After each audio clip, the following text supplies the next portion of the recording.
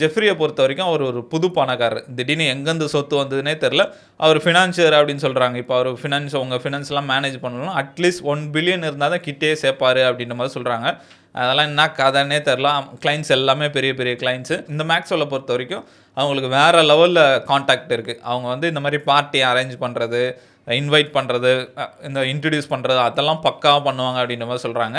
அதனாலே இவங்க 2 பேருக்கும் நல்லா ஒத்து போச்சு. இவர்கிட்ட நிறையா பணம் இருக்குது, இவங்ககிட்ட நிறையா கான்டாக்ட் இருக்குது, பார்ட்டிஸ்லாம் அரேஞ்ச் பண்ண முடியும், கனெக்ஷன்லாம் பண்ணி விட முடியும். அதனால இவங்களுக்கு நல்லா செட் ஆச்சு அப்படின்ற மாதிரி கொஞ்ச நாள்லேயே வந்து அவர் 2 பேரும் ஒன்றா ஸ்டே பண்ண ஆரம்பிச்சிட்டாங்க அப்படின்லாம் சொல்கிறாங்க. மேக்ஸ்வெல் வந்து நிறைய பேர் இன்ட்ரடியூஸ் பண்ணி விட்றாங்க. ட்ரம்ப்பு, பில் கிளின்டன் அந்த மாதிரி நிறைய பேர் இன்ட்ரடியூஸ் பண்ணி விட்ருக்காங்க. இவங்க வந்து இந்த பில் கிளின்டனுக்குலாமே ரொம்ப க்ளோஸாக இருக்காங்க. அவங்க பொண்ணு கல்யாணத்துலையுமே மேக்ஸ்வெல் இருக்கிற ஃபோட்டோலாம் ரிலீஸ் ஆகிருக்கு.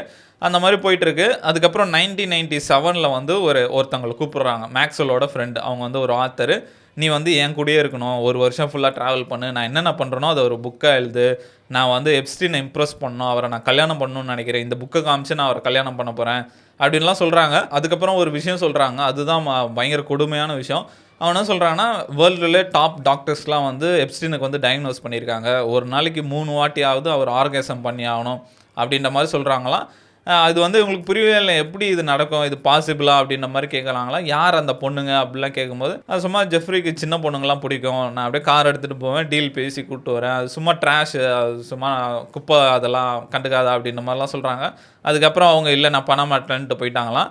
எப்படின்னா பக்கத்தில் இருக்க ரொம்ப ஏழை குழந்தைங்க, கஷ்டப்படுற வீட்டில் அப்யூசிவ் பேரண்ட்ஸ் அந்த மாதிரிலாம் இருக்கவங்க பேசி கூப்பிட்டு வருவாங்க. இந்த மாதிரி மசாஜ் பண்ணால் உனக்கு $100 தரேன் அப்படின்ற மாதிரி சொல்லுவாங்க. அதுக்கப்புறம் போனால் அவர் நேக்கடாக படுத்திருப்பார், பண்ண சொல்லுவாங்க, இப்படி பண்ண அப்படின்ற மாதிரி மிரட்டுவாங்க. சின்ன பொண்ணுங்க 14 வயசு 13 வயசு, அவங்களுக்கு என்ன பண்ணுறதுன்னு தெரியாது. நம்ம எதோ பண்ணுற போகிறாங்கன்னு சரி பண்ணிட்டு வந்துடுவாங்க.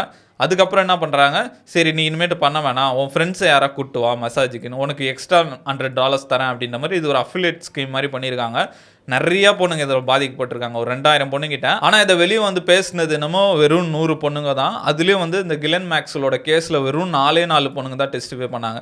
அதுக்கு முக்கியமான காரணம் வந்து இந்த பொண்ணுங்களாம் போயிட்டு நிறைய பொண்ணுங்களை கூப்பிட்டு வந்திருக்காங்க. இப்போ இவங்க கிலென் மேலே ஏதோ குற்றச்சாட்டு வச்சாங்கன்னா இவங்களும் மாட்டுவாங்க, ஏன்னா இவங்களும் வந்து அந்த டிராஃபிக்கிங்கில் ஈடுபட்டிருக்காங்க.